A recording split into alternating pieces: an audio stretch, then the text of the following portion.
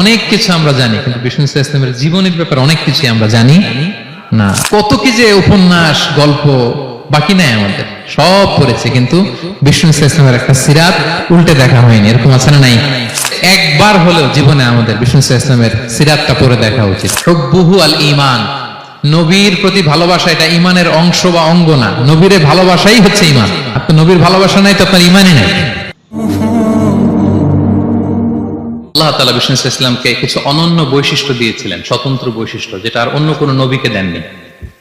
শুধু আমাদের পেয়ারা হাবিবই পেয়েছিলেন এই বৈশিষ্ট্যগুলো। উনি ছাড়া পৃথিবীর দ্বিতীয় কেউ এই বৈশিষ্ট্যের অধিকারী হতে পারেন।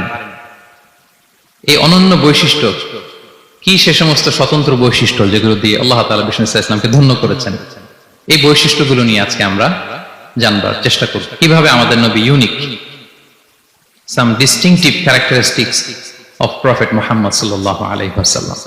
এই টপিকের উপর আমরা কিছু কথা শুনবো ইনশাআল্লাহ।